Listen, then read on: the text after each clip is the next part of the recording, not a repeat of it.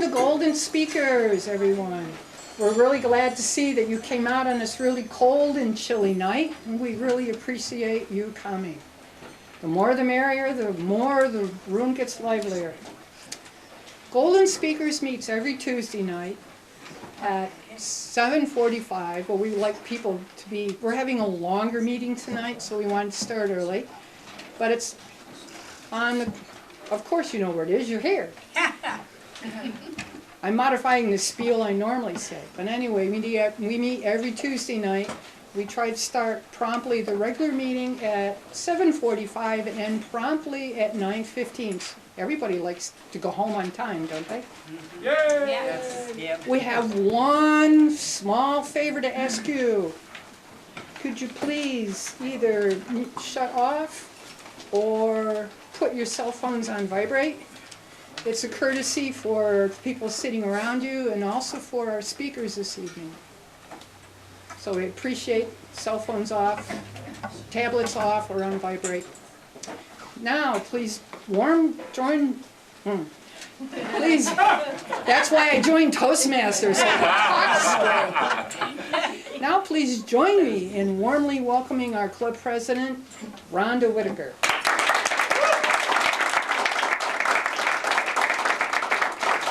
Thank you, Cindy.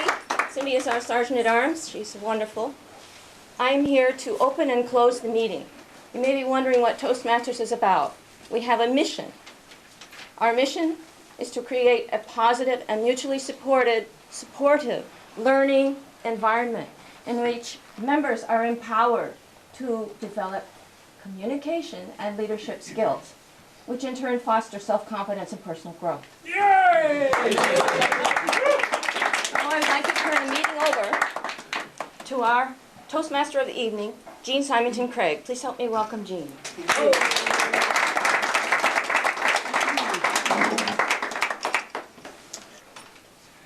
It is so great to have everybody out tonight. The theme tonight is Why Can't I Connect? And I thought what we could do right before we even get started is everyone turn to your left, to your right, and connect with your neighbor.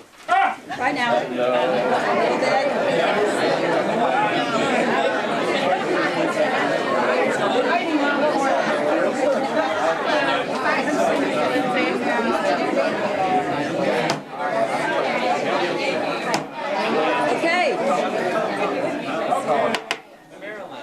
Okay. Not Toastmaster. Okay. So let's get really clear what hammering means. Hammering means everything stops. So when you hear the hammer, you stop. So that's an introduction to connecting. Everyone's getting a little friendlier as we go, and of course we're going to be learning a lot more about connecting as we proceed through the evening. It's been really cold. Again, it's great that you came out. Probably cabin fever hits everybody eventually, so this is a good opportunity to take care of that. And speaking of getting out, we'd like to just make a quick check-in to see what brought you out tonight. Because we had a lot of different channels out there, so just get ready to kind of get warm by raising your hand. Who came here because of a newspaper? Something they saw in the newspaper. And I want to have somebody write this down. So could you get your hands high again? 1, 2, 3, 4, 5, 6, 7, 8, 9, 10. Okay. We're always looking to see what's the best way to communicate with the community. How about a radio interview? Lewis's interview on Around Town. Very, very good. Okay, so that was 1, 2. Okay, posters. Lots of posters around town. Oh, that's always popular. 1, 2, 3, 4, 5, 6, 7, 8, 9, 10, 11. Okay, so good. And we had a Facebook event out there, and opportunities to go there and at least check out what was going on. We have a 1 and a 2. Great. Okay. And how about personal invitation? How many people came because someone invited them and said you ought to come over and check this out? 1, 2, 3, 4, 5, 6, 7, 8, 9, 10. Okay, great. My wife made me come. Okay, so how many people, it was this? That's a personal invitation. All right. Did you get that, Kat? And how many people saw on FPAC? on TV, because, you know, we are on the TV every week, and we had some information about this event for the last several weeks. Anyone see that? Okay. Those of you at home, you're seeing this. All right, we're going to move right along. Normally we have a set format for our meetings. We have a number of different elements. You're very welcome to come back next Tuesday or any Tuesday to check this out more thoroughly. Tonight is a special meeting. We're going to have one component, though, of this meeting that we have in our other meetings. It's called Table Topics. And table Topics is impromptu speaking. It's that thing that happens to us all the time when someone asks us something and you have to think on your feet. And in order to conduct the Table Topics, we need to introduce our timer, because Table Topics is timed. Mr. Timer, will you tell us the rules and the timing for Table Topics? Certainly, Jean. The job of the timer, my role, is to count the time for the meeting. In this case, it would be for the table topics. So the table topic speakers will come up there, they'll speak, and at the 2-minute mark, I'll turn on the green light, 2:30, the amber, and at 3 minutes, the red light. I'm sorry, back it up 1 minute. Oh, sorry, 1, 1:30, and 2. Okay. So the idea there is, it's not only do you need to be able to think, but you need to be able to do it in a time frame. And so at 1 minute, the green light will go on, so while you're doing your table topics, you're watching that. If the green light comes on, you're good. Okay, yellow, if you get onto red and it's red, you're starting to go over, you need to stop it. So here to conduct our table topics is our table topics master for the evening, Monty Congdon.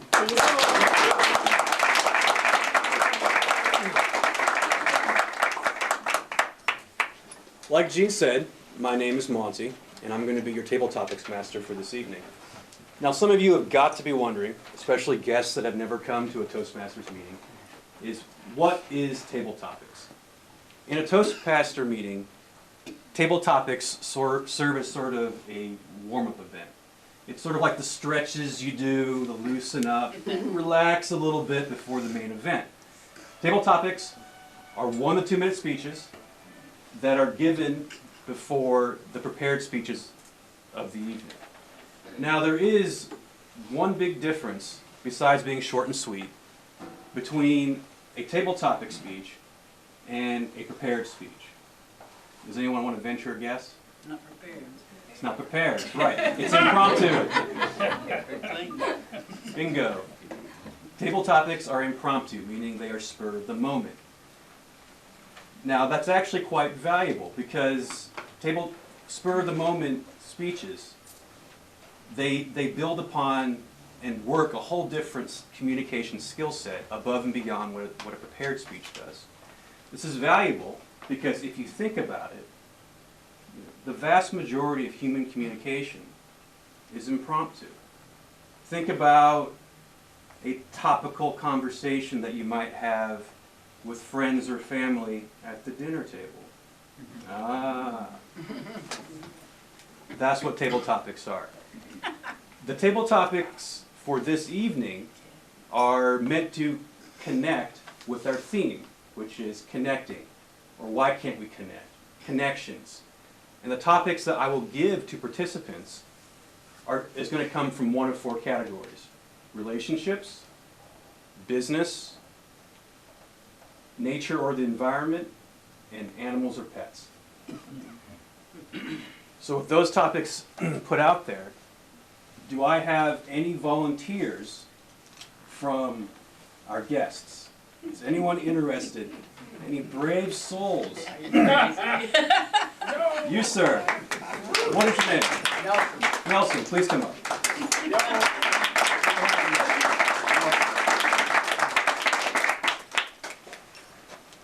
So out of the 4 categories I gave, will you pick a number between 1 and 4? 4. 4.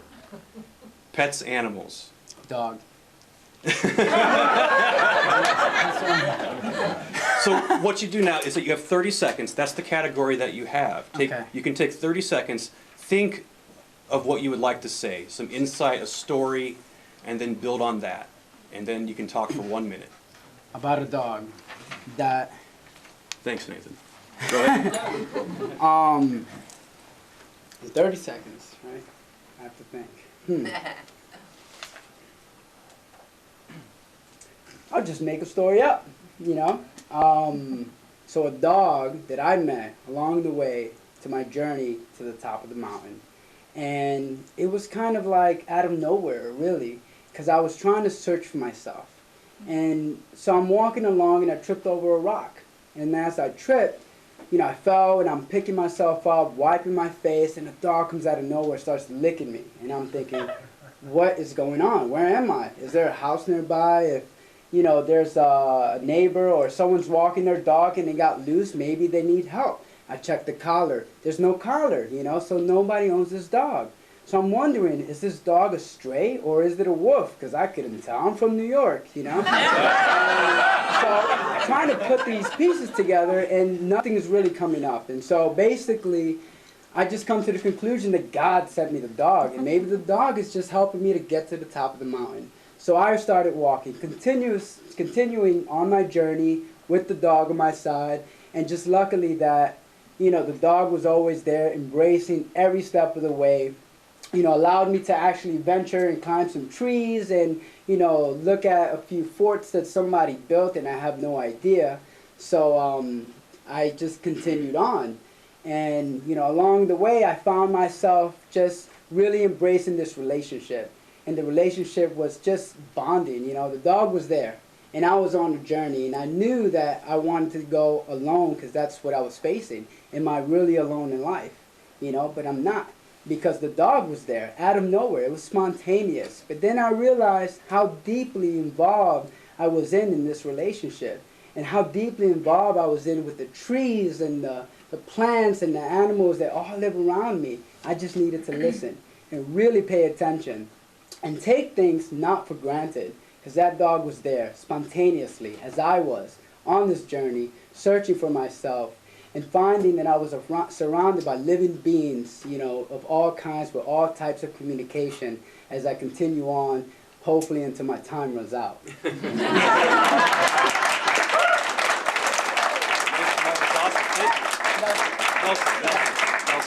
Another hand for Nelson. That was great.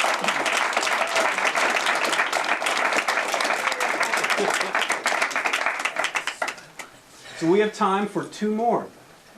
Now, Nelson was a great example. Do we have any more volunteers from our guests tonight? You, sir.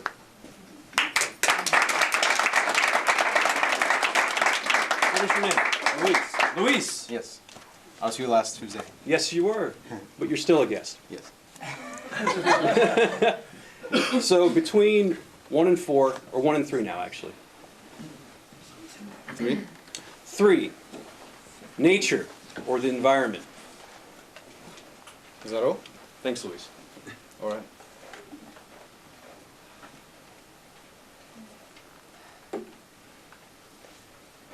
So, nature is the environment that we as humans naturally used to be in. That used to be our natural environment. But nowadays, nature isn't so much our environment because now as human beings we have become comfortable with our nature being buildings and houses, and we look at all this as our natural environment in a sense, and really it's not like what we as humans are supposed to be living in. It's not really natural. For me anyways, I don't feel like we can really connect with the environment, which is naturally nature, which is where I feel naturally the word comes from. Something that is very close to us, and that can really allow us to live in such a way that we can not only commune with each other as individuals, because we're part of nature, but also with nature itself. And in this way, I feel like we can live in a more harmonious way with each other, with nature, just living as one being, opposed to seeing each other as separate individuals. That environment then becomes one with nature and one with us.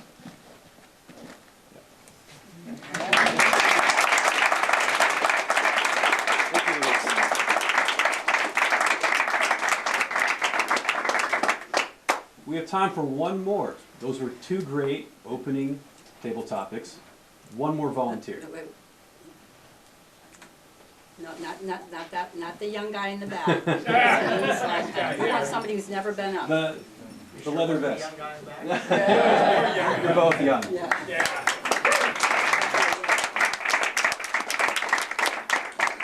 What is your name, sir? Randy. Randy. Good night, It's yeah. a pleasure. Thanks for coming up, Randy. So we're down to 2 topics left, so you can pick between 1 and 2.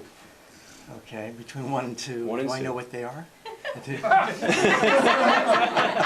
You will when you choose one. Oh, I see. We'll go for 1. 1 is relationships.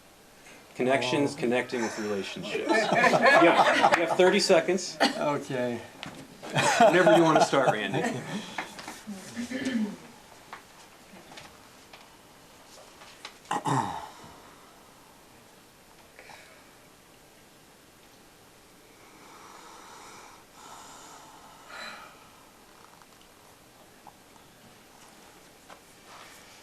Okay. Relationships are the foundation of life. They are who we are. Everything we do that's of meaning is really expressed through relationships. Relationships with nature, like we were talking before. Relationships with people are essential to flowing in life, to enjoying life, to finding meaning in our lives. And relationship is an aspect of life which is infinite, just like life itself. So we have relationships with spouses, we have relationships with business associates, we have relationships with teachers. And the most beautiful and valuable experiences in our life will be in relationships, undoubtedly. So, where does that leave me?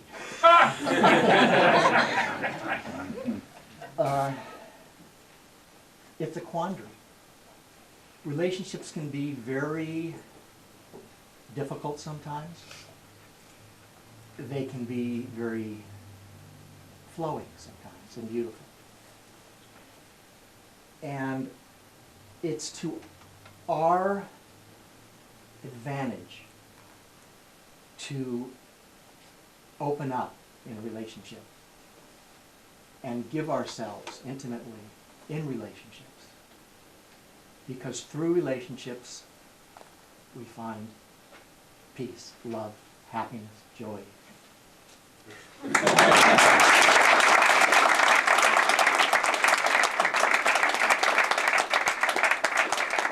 Thank you very much, Randy. Actually, thank you to all our table topic participants. Please stand up. Let's give them one more round of applause.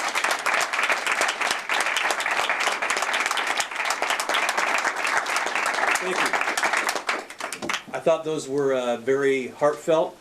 Some of them very personal. And it's definitely, it takes something to do that when you come up. So thanks again for volunteering. It's much appreciated. Our table topics have come to an end. I now return control to Gene, our Toastmaster.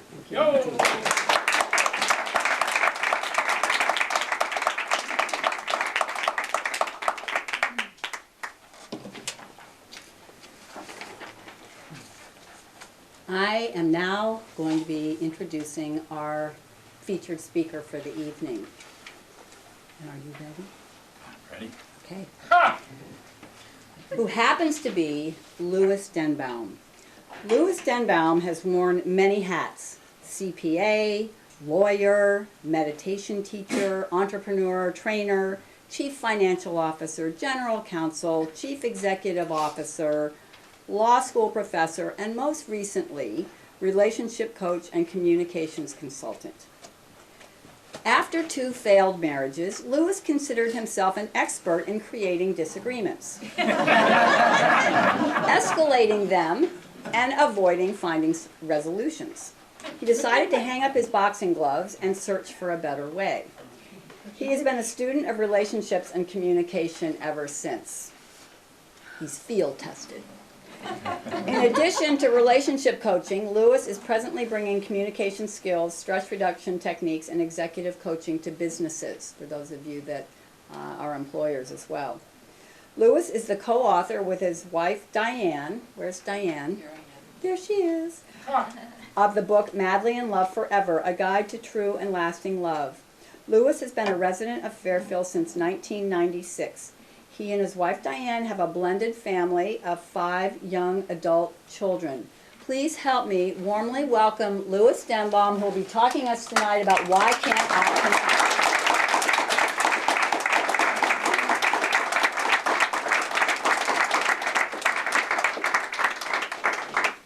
Good evening, fellow Toastmasters, viewers at home, and all of you incredible special guests. Thank you for coming. Welcome. Thank you for coming. Welcome. Folks, tonight is about connection. Connection at home and connection at work. What gets in the way? When I say the word connection, what one word comes to mind for you? Call them out. One word. Electricity. Electricity. Yeah. Communication. Plugged in. Communication. Friends. All of these go into building connection. When I think about the word connection, I think about the word respect. Respect between two people. And when that respect exists, sharing can flow very easily. What gets in the way of this connection? When we put things in between us and the other person that act as separators, we destroy that connection. These separators can be anger, jealousy, pride, prejudice, ego. Another separator is a disagreement. How do we maintain connection when we have a disagreement?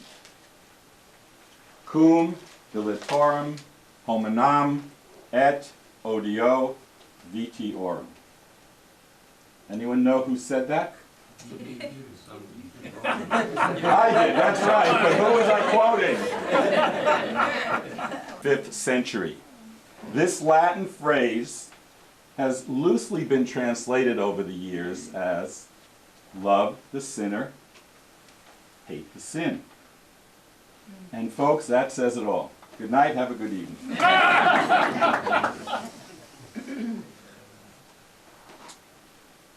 Now,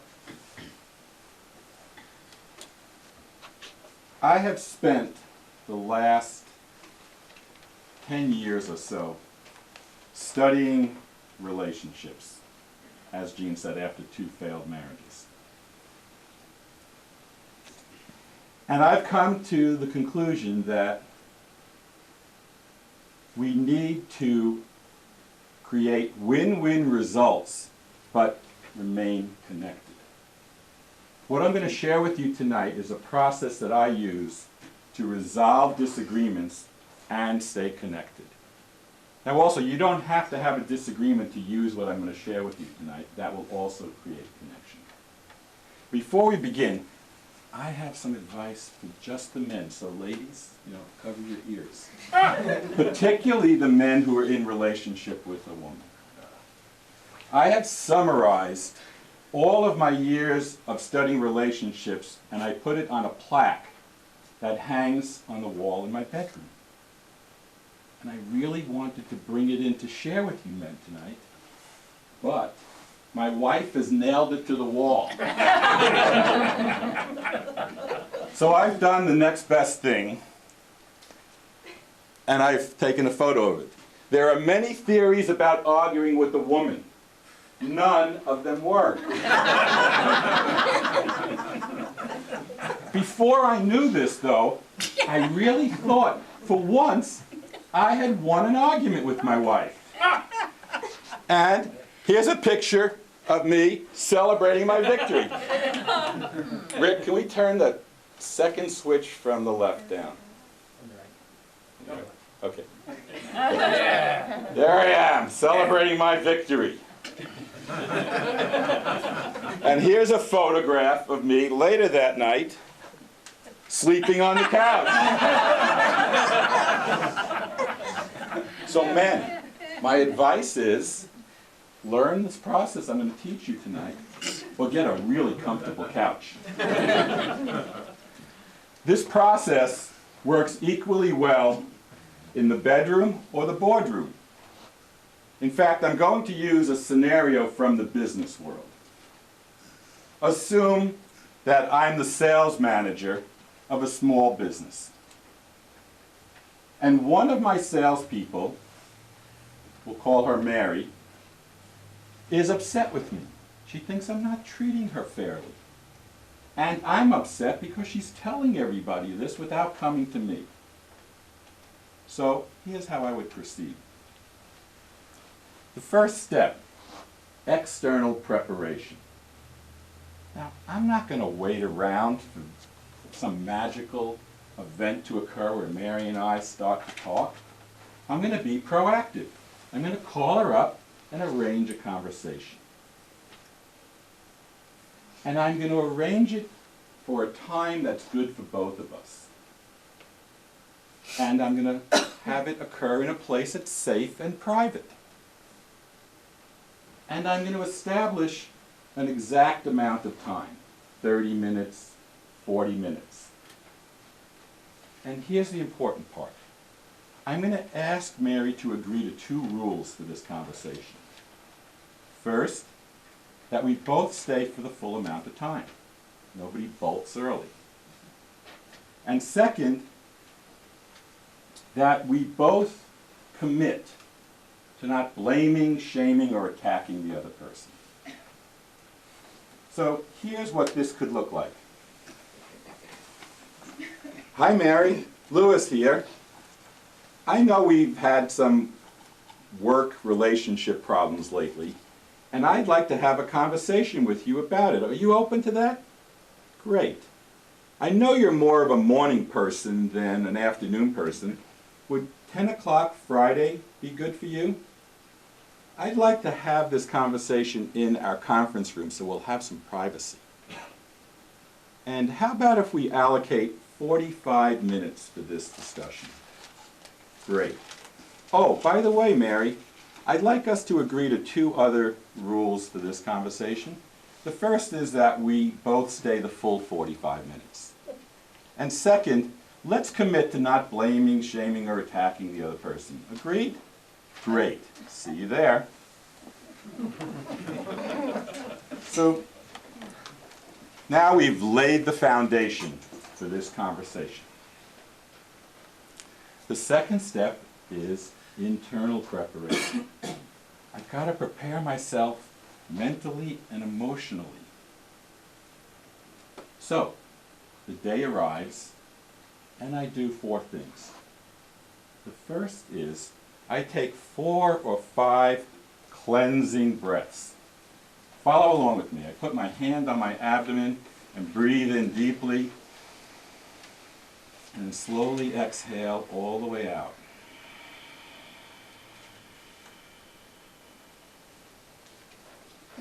I do this 4 or 5 times, and this oxygenates my blood. Next, I remind myself of why I'm having this conversation. I want to create a win-win result and remain connected with Mary. Next, I get rid of 2 assumptions that I'm carrying around with me. The first is that Mary's mind and communication style is exactly the same as mine. And second, that this is all because of her. She created this mess. I release those assumptions because they're counterproductive. So that's what I call the self-management part of preparing for this conversation. I don't have control over the circumstances that I find myself in, but I do have control over my reaction. Next step, opening the conversation. So I arrive at the conference room 5 minutes early. So I'm there and I'm ready. And when Mary arrives, I want to make 4 points. I want to have some small talk just to warm the atmosphere. I want to say something about the situation from both our perspectives. And then I want to say something about the situation from my perspective. And finally, I want to encourage her to tell her side of the story. Here's what this could look like. Hi, Mary. Thanks for coming. Brutal out there, isn't it? God, this winter's been incredibly cold. Mary, I know that this situation has been really hard for both of us. From my perspective, I feel like I treat you the same as everyone else. Would you please share with me your side of the story?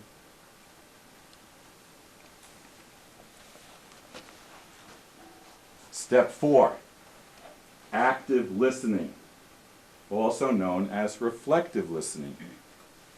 This is the hardest part of the conversation, especially for us men. It's also the most important tool that I'm going to discuss tonight. What is active listening? It has 2 elements.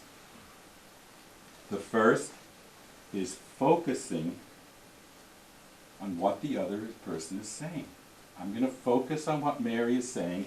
I'm not planning my response to her, because if I do that, I can't actually focus on what she's saying. You know, I'm a guy, I can't do 2 things at once. So I'm focused on what she's saying.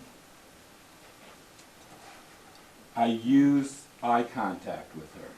I maintain eye contact. I use receptive body language. Not this, but I lean into her so she knows that I'm aware that she's speaking. After an interval of this focusing on what she's saying, I then feed back to her what I heard her say. And I ask her if I've got it right, so she knows that I'm following along. And then I ask her if there's more to encourage her to keep speaking.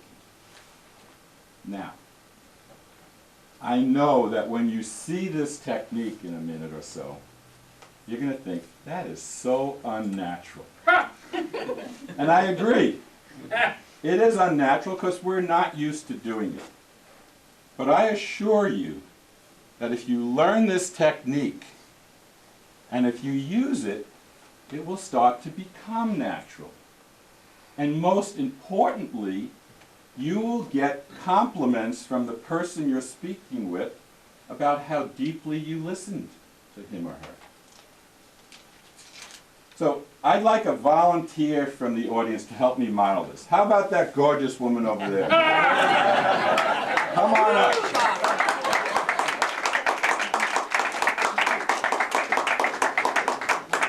We've never met before, have we? Yeah, I didn't think so, but you do look familiar. What's your name? Diane. Diane. Thank you.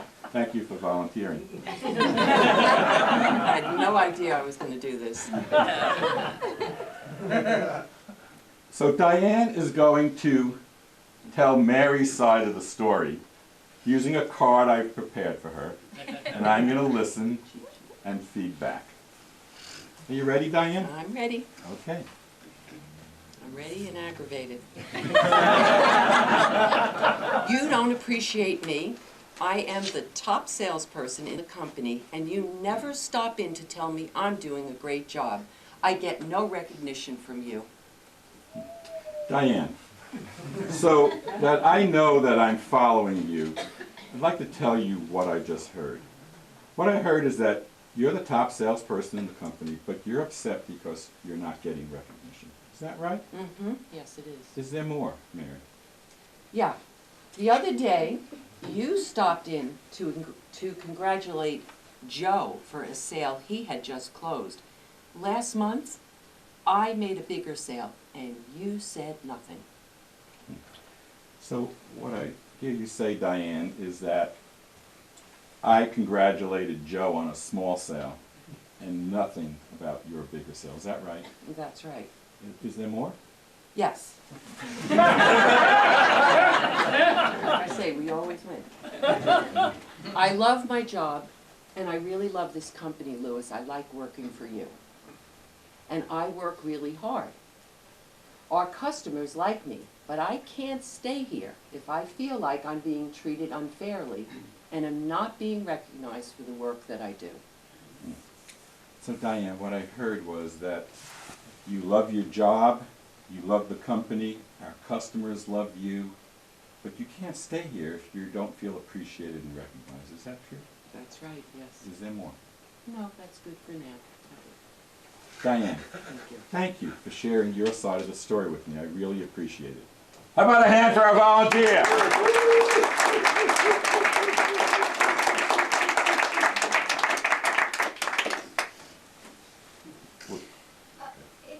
Especially the first part sounded a little bit like blaming. Can we talk about that? We're going to talk about blaming in a little bit.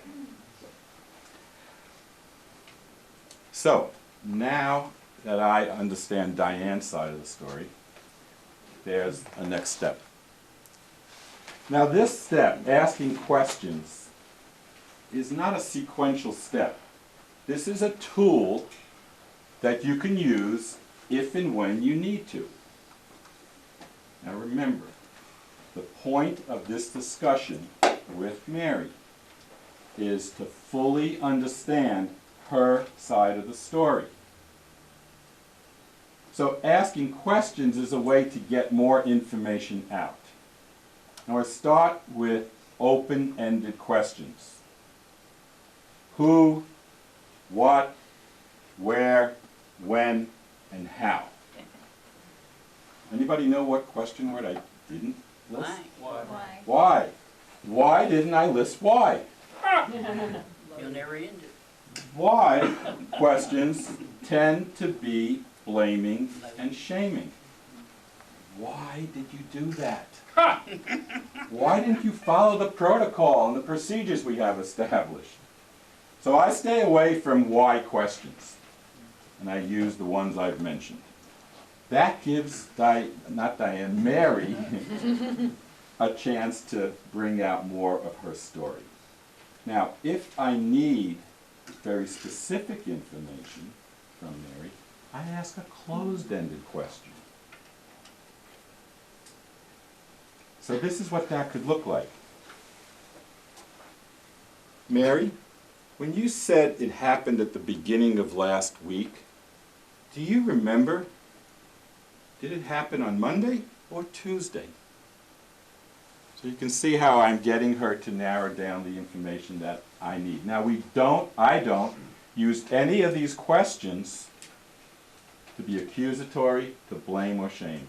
Only seeking to get more information, to understand her perspective. So if we're going to create a win-win situation, Mary has to understand my side of the story, which will be different than her side of the story. A friend of mine once said when there's a disagreement, there's three things: his story, her story, and the truth. So I want to enroll Mary, in listening to my side of the story. So I ask her a question. Mary, I think I understand the situation from your perspective. Are you open to hearing the story from my perspective? Now, to tell my story, I have to again remember, not blaming, shaming, or attacking Mary. So how do I accomplish this? First and foremost, I use I statements. Statements that start with the word I. And at the same time, I must avoid using you statements, statements that start with you. Here's an example. You statement. You are selfish. Can you see how that's blaming and shaming? rephrase it. I statement. Mary, when I see you keeping the best prospects for yourself, I have the opinion that you're acting selfishly. Again, see the difference. The you statement is an assassination of Mary's character. The I statement is merely my opinion of her behavior. Love the sinner, hate the sin. So now, armed with my I statements and really trying my best not to use you statements, I tell my side of the story. In my side of the story, I'm going to include the facts, just the facts. What I saw, what I heard, who did what. No opinions. Then I can get to my opinions, and my opinions, everyone has opinions. We can't avoid that. But I want to make sure that I never assert that my opinion is a fact. There's nothing more irksome than talking with someone when they start asserting that their opinion is a fact. The Iowa Hawkeyes are the best team in the NCAA. Fact. Once I get my opinions out, I can use I statements to talk about my feelings. I am angry, I was sad, I was afraid. And then I can talk about my wants. I request that you, I want you to, and fill in the blank.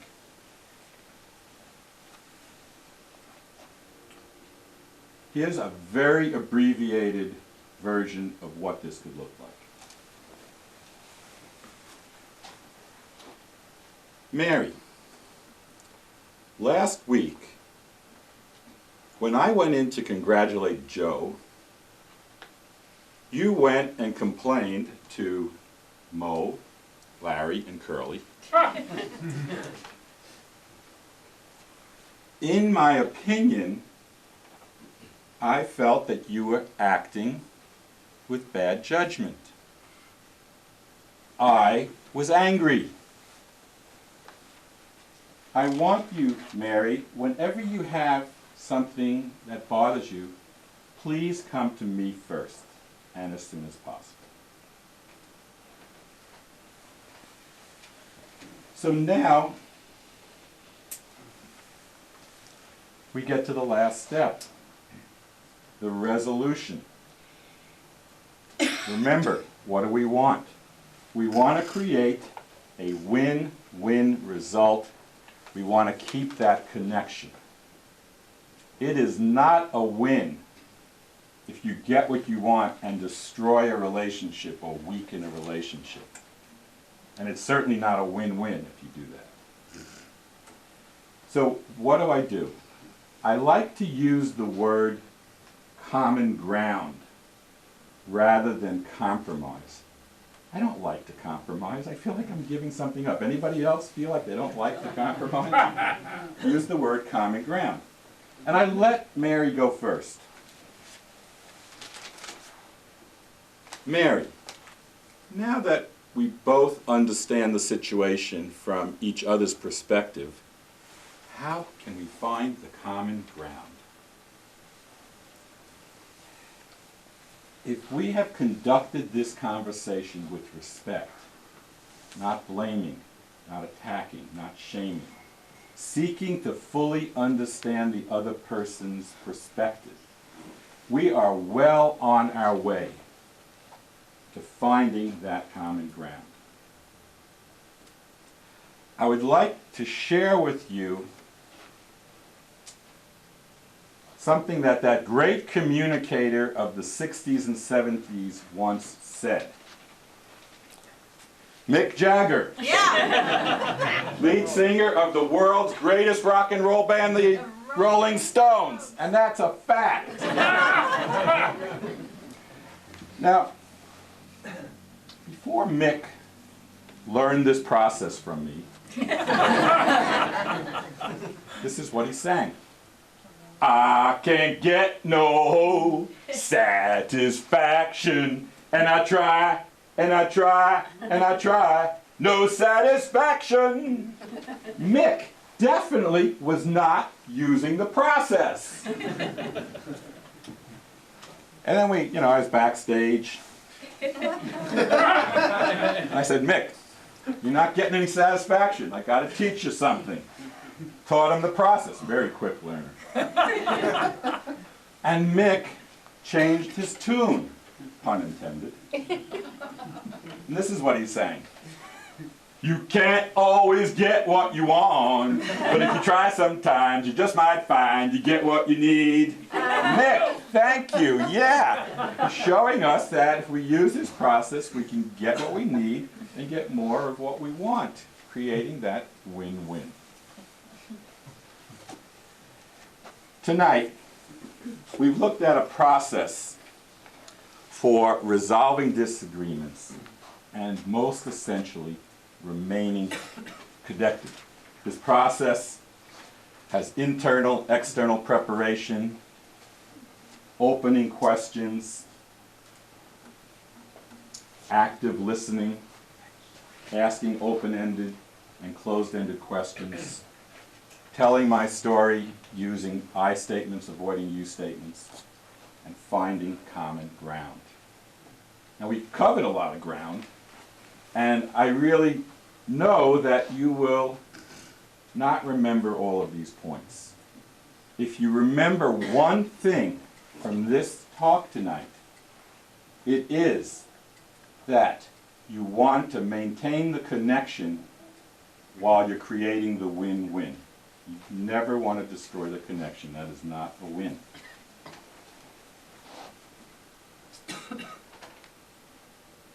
I'd like to thank my wife, Diane, who's on this communication and connection journey with me, and she calls me out when I'm not living up to these high standards of communication. Thank you, wife.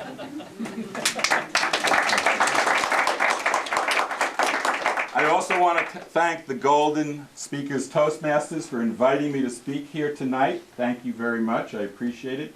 And most of all, each and every one of you for coming out in this brutally cold weather. Thank you so much. And one last thought. In addition to recognizing that a win-win has to include connection, I do also hope that you'll start to use active listening, reflective listening, and I statements, two important tools. Madam, one last thing. One last thing. I'm jumping the gun here. I will be staying around for the refreshment part of this meeting. Please feel free to come up to me and ask any questions you want. It would be my great joy to answer those. Madam Toastmaster. Do you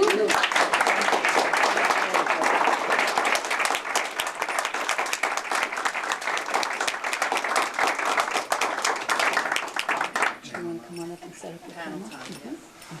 Dan, where is he? Get that comfortable couch, Dan.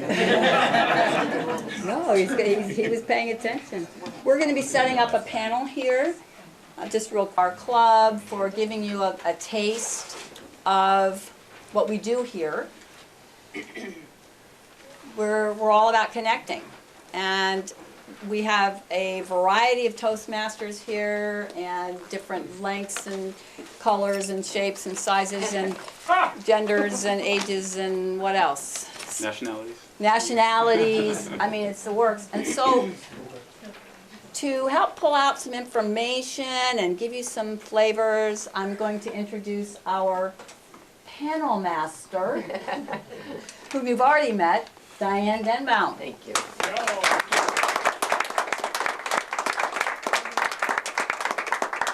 Thank you very much, everyone. Thank you, Louis, for a great speech. This is the panel, and this is, I'll introduce Rick, Rick Starr has been in Toastmasters now for 6 months. Carol Negro has been in Toastmasters for 3 months. Surya Zeeb has been in Toastmasters for 3 months, and Karen Aoki has been in for just about a year. And I've been in for 5 or 6 years myself. I have questions. These are, FAQ, what do they call it? FAQs, frequently asked questions. So I'll get started because I want you to hear from the panel. So Rick, or actually Surrey, you have the first. I'm going to have you go first because a very common question is, why did you join Toastmasters? Well, it's commonly known that public speaking is, is a common, or the fear of public speaking is very common. And I think that's probably my biggest reason for joining too, because I wanted to break through that. I've had many opportunities to perform, or I teach at the university too, and so in those performances, oftentimes I feel an edge because I have that fear, or I didn't blank out sometimes, not that often, luckily, but and so for me, I think it's about breaking through that and finding joy and finding comfort in that element of my performance. Yeah. That's what I would say.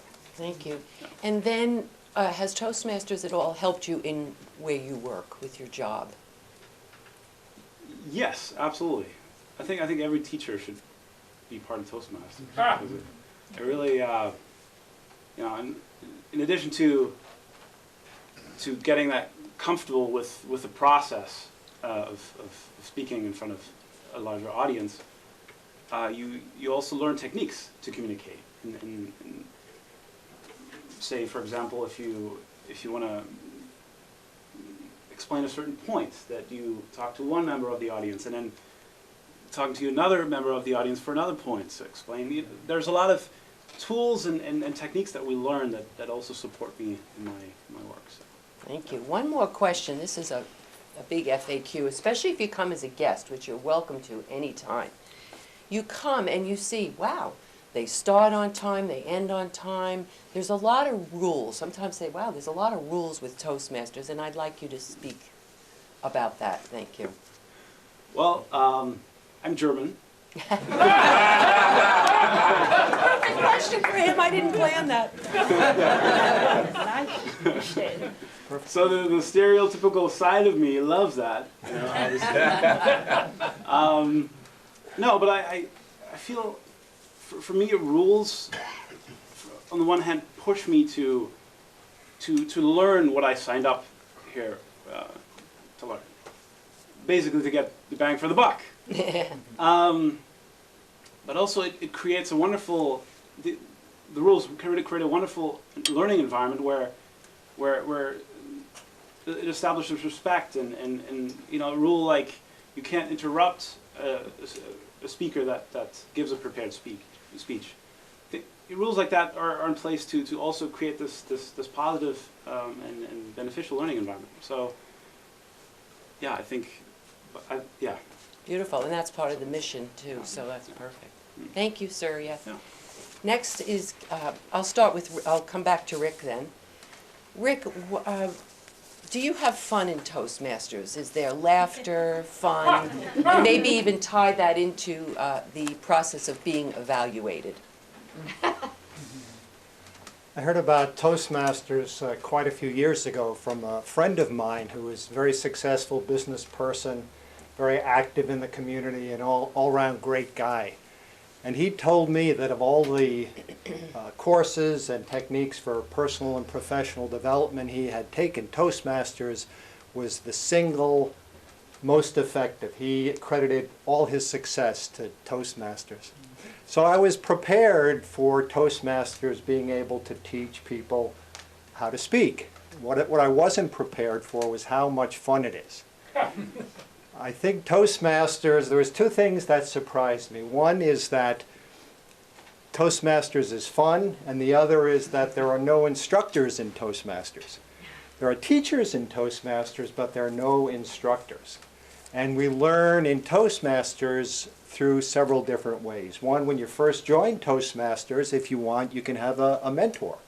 And that is someone who's a more experienced Toastmaster, and they'll give you guidance on how to navigate your way through the meetings and your first speeches and the various techniques you're learning in the speeches. And as Diane mentioned, the other technique we use to learn is evaluation. Every time you give either an impromptu talk, a table topics talk, or a prepared speech, you're given feedback on what you did well and what you could do to improve.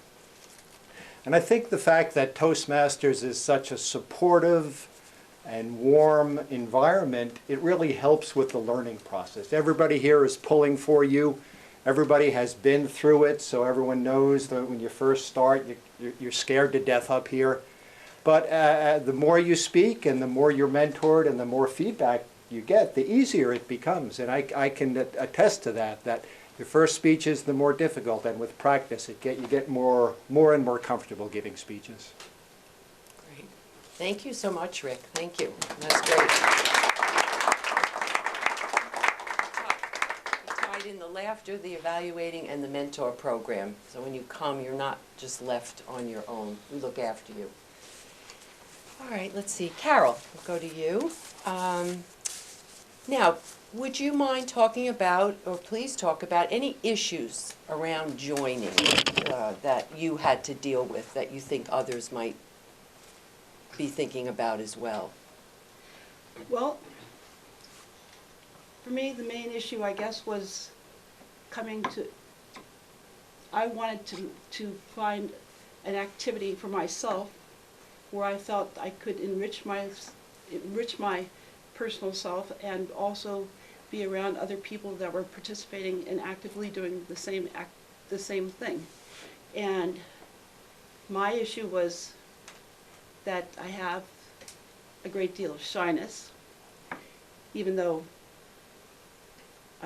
in other ways I'm really not shy, but when I have to talk in front of people, I'm shy. And I thought about it, can I do this? And I thought, and just having that question, it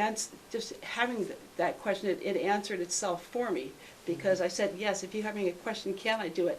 Then you should do it and challenge yourself, because it's the only way one can ultimately grow. Mm-hmm. So it was the challenge of learning to speak in front of people and being comfortable. Look at her now.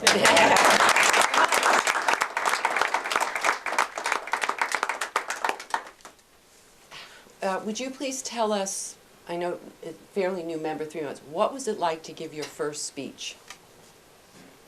It was really wonderful. Because it meant that I had the opportunity to take the time to think about something. The first speech is called an icebreaker, and the idea is that you have 5 minutes, I think, between 5 and 7 minutes, is to get up and sort of tell some kind of a life story that and opens up to the group of people listening to you a way to find out who you are. And for me, I have a pretty rich life, and there were many things I wanted to bring out, but to be able to sit down and focus and find one area, which for me is music, but to find out how that actually unfolded in my life, and how my family and all the things that I've experienced, all the things I experienced growing up and in my education, that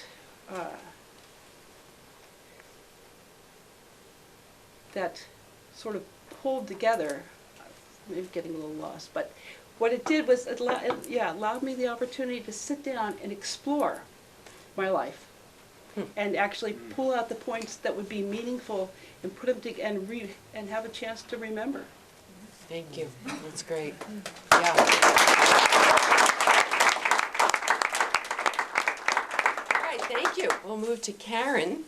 And Karen, you've been in the longest with the panel, and so far, what are the main things that you've gotten out of being in Toastmasters? Okay. There's two things that I've learned about communication. There's the content, what you like to deliver, the knowledge that you like to transfer, and the presence that you bring. You know, both of these aspects require techniques that you can practice in Toastmasters.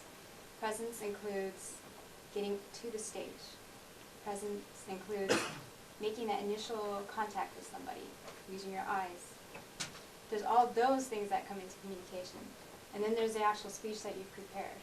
And for that, you need to learn how to speak without fillers. You need to learn how to pace yourself. You need to learn how to pause and not get ahead of yourself. Those are the two channels of communication that I picked up in the year of Toastmasters. Fantastic. Thank you. Very good.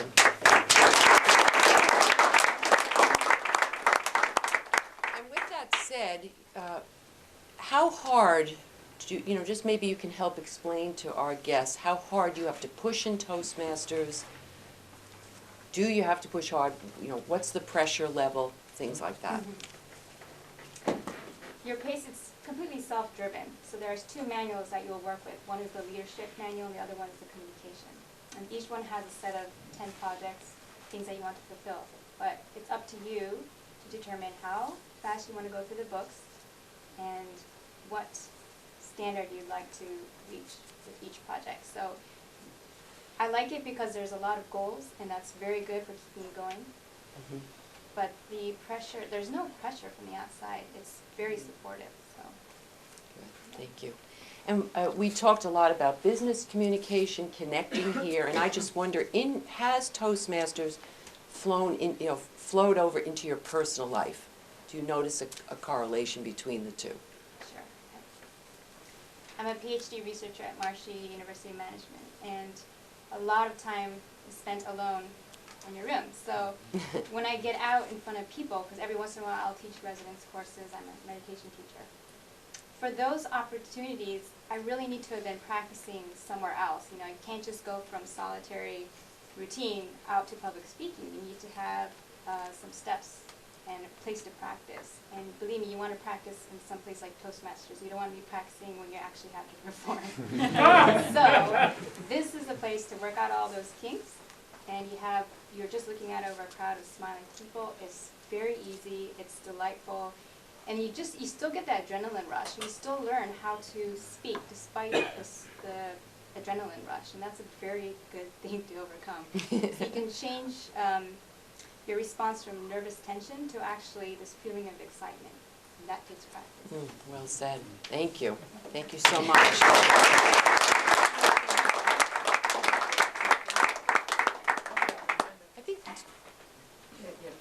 Couple more minutes. I'm going to put you in that spot of extemporaneous speaking. Are there any questions that you have that you're just dying to ask? Please ask now, and you can call on one of the panelists or ask it. They can volunteer. Anything we didn't cover that you would like to ask about? Okay.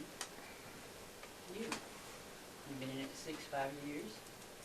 Okay. What did you get as your recycling year after year? They say you spend a year, with the books. Right. What do you do after that? It's a good question.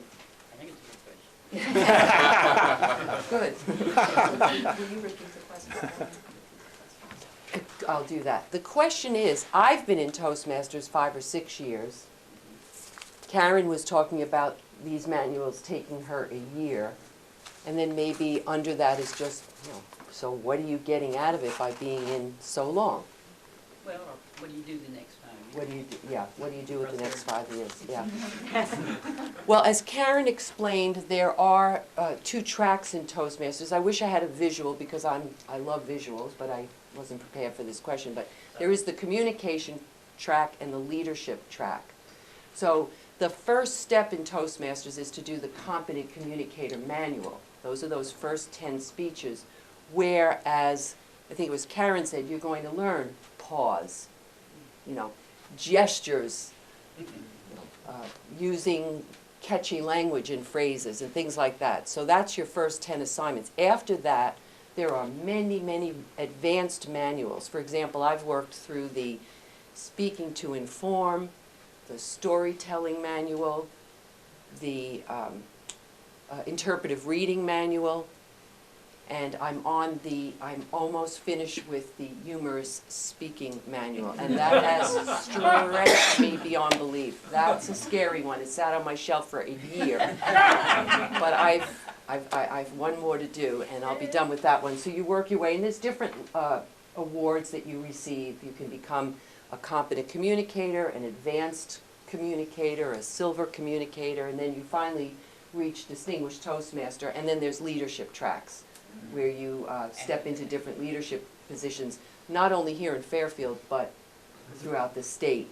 As a matter of fact, we have a guest from Burlington who is, travels around and visits the clubs as well. And we have 2 distinguished Toastmasters. I think Tom Trainer, Lord Toastmaster, is a distinguished Toastmaster how many times over? 3 and almost 3. He, there's the guy to say, wow, you're in it that long. And his lovely wife Cindy is a distinguished Toastmaster once. And we have a few members that are on the way.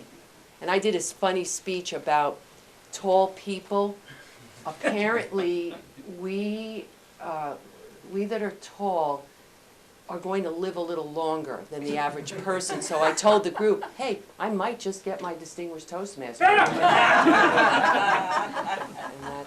that's that. So I think the time is up. Let's hear it for our panelists. They'll be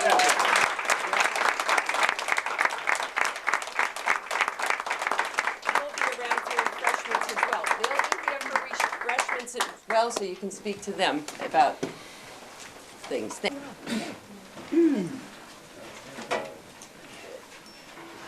Okay, so we're learning a lot about connecting, and we're learning about Toastmasters, and I want to say something about Diane. Diane did something that was very rarefied last year. I mean, this is serious accomplishment. She was she got a Triple Crown award, and what that means is in 1 year she completed 3 separate awards. Just want to say, because Diane is, I mean, we didn't quite, praise this as much as we should have, but it's awesome, because after you do the competent communicator, she talked about that, those first 10, there's an advanced bronze, an advanced silver, an advanced gold communicator levels, and each one of those require 10 speeches plus other things you have to start building in there. Special education modules and things you give to the club. And then there's also a leadership, advanced bronze and advanced silver leadership. So Diane, what did you get? Silver and bronze and silver? I have a little Toastmaster, but I actually have it. I don't know, I did. Anyway, I think she did 4. Didn't you do 4? 4. I mean, she blew it away. So Diane is really a good person, and after this, it would be great to stop and talk to her a little bit about that. And if you ever can come here and visit, and Diane's on the meeting schedule, which we follow, you don't want to miss that. I never miss Diane's talks because they're hysterically funny and good. All right, so we now would like to, we're coming to our close. I'd like to invite up both our featured speaker, Louis Denbaum. Let's give him a hand again.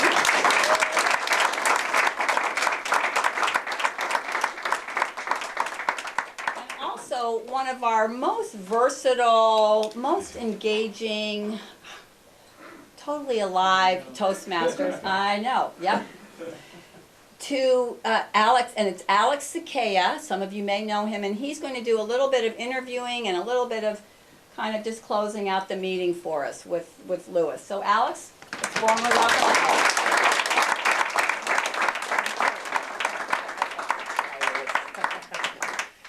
So I have a few questions that I jotted down for Louis. I swear I was not texting.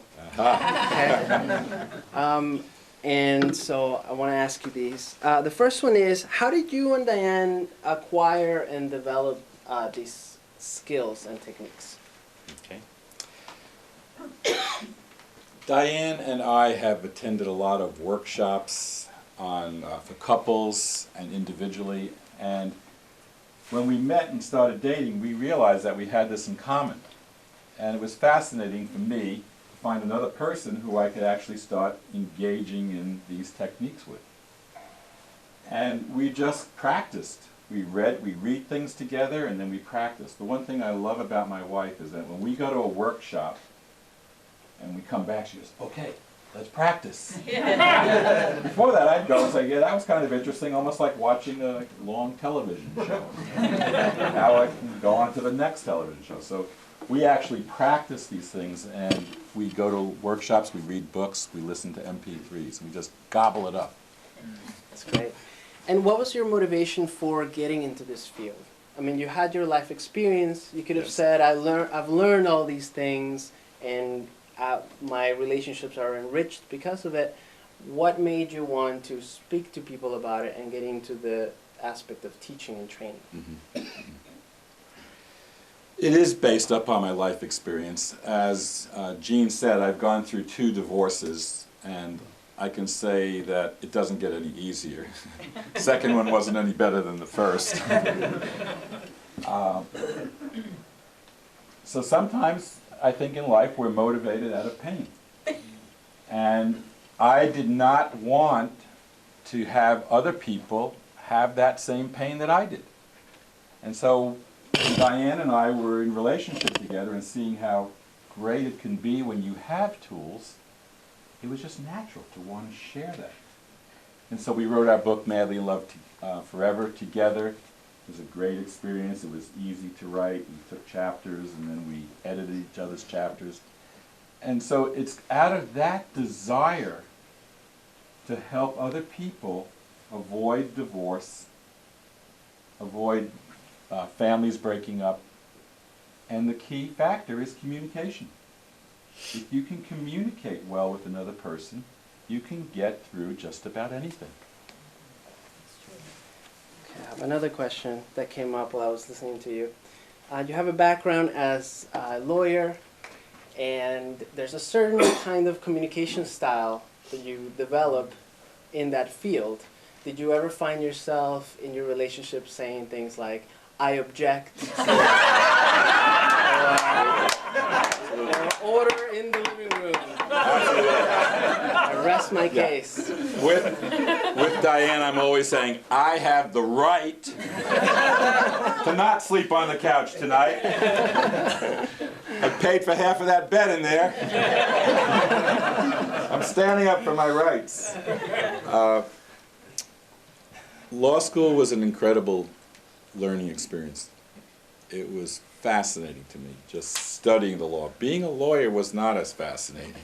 Very, very long hours, getting into a lot of nitpicky things, but I loved the training. And for me, I have a multitude of communication styles. I can do that business. I was a law professor, so I can be very formal and do the question and answer thing. But I also like the informal, and one of my goals in the next year or so is to actually start doing some stand-up comedy. Nice. I love it. So this is just a little more of a fun question, so we can benefit from your wisdom. If you could go back in time, any question that involves time traveling, you know it's going to be good. If you could go back in time and speak to your 20-year-old self, what advice would you give him about relationships? Grow up quickly, man. Get these next 20 years out of the way. It's a good question. I would say if I can go back and speak to my 20-year-old, I would tell him, I said, man, get your ego out of the picture. You don't need to be right all the time. It's better to be in love than to be right. And so many times in my relationships, it was about being right, looking good, protecting my image, instead of being vulnerable and humble and just saying, wow, and getting in touch with my feelings. Another experience I'll share with you is that I did a men's initiation weekend called the New Warriors through the Mankind Project. And that was an incredible experience because it made me realize that I was out of touch with my own feelings. So how can you communicate, how could I communicate what's going on for me if I'm not in touch with what's going on for me? Right. So my 20-year-old was way out of touch with his feelings, and certainly then was not able to communicate it to my partners. Very nice. And where can people find out more about the book that you and then Diane have written, Madly in Love Forever? Madly in Love Forever. Diane, I believe it's going to be on sale at Revelations. It's It's in Revelations. Valentine's Day sale. Valentine's Day sale. You can order any version of it if you just go to madlyinloveforever.com. It's Kindle, MP3, you name it, any sort of technology. CD, Yeah. softback. Yeah, so, yeah. But there are some copies right now in Revelations too. All right, fantastic. Let's give our speaker a hand once again.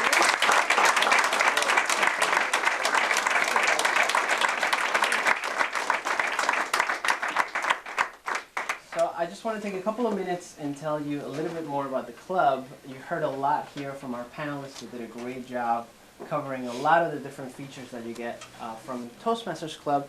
A little bit about me, I grew up in Venezuela, and I came to the U.S. when I was 12 years old, and I learned to speak English. And a few years ago, when I came to MUM, I was really interested in speaking, and eventually someday maybe speaking professionally and going to conferences and doing things like that. So I came to Toastmasters with that intention in mind, and last year I was able to start doing some of those things. And I would not have been able to do those things without the knowledge and skills that I got from Toastmasters. So I think it's a really, really valuable little gem that we have here in the club. So some of you might be wondering about cost. What does it cost to join Toastmasters? And I want to do a little test with you guys. Raise your hand. A lot of people here, you've all spent some money in personal development. I can sense it. Okay. Now, raise your hand if you know that you've spent over $1,000 in your own personal development over the course of your life. Raise your hand. Yes. Okay. Well, I have good news for you. Toastmasters is really, it's such an incredible little gem. The membership comes out, you pay in 6-month chunks, and it comes out to about $9 a month. Okay, $9 a month. That's like $2 and change for each meeting. Okay, it's a really fantastic value, and like people were saying up here, you get a mentor, you get a manual, you follow this proven system. Toastmasters has been around for about 100 years. So they've really honed down a structure. You just kind of plug into the structure and you go. Okay? And we have people tonight with membership forms around. If people can raise their hand who have membership forms. So you can ask people, you can ask them questions if you're interested. And just curious, who's like ready to join tonight? Who's like, I want this in my life. I definitely want to join. We got one here, we got a couple there. Absolutely, yes. Excellent, welcome. For those of you who are thinking about it, you're welcome to come back as many times as you want. All of our meetings are open to the public. You can come as many times as you want as a guest. The only thing that you can't do as a guest is give prepared speeches. Okay, but you can come, you can listen to speeches, you can listen to the evaluations, you get a lot out of that. And the best part of being here is that you join a community of people that want to go through the same process that you're going through. And for me, it's a place to mess up, right? Like, we all need that place where we can go to just mess up. Just try things, and you know that it's going to be okay, right?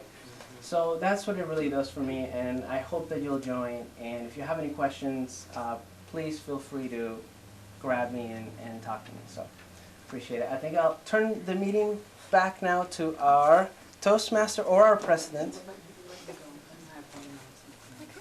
Our president, Rhonda Whitaker.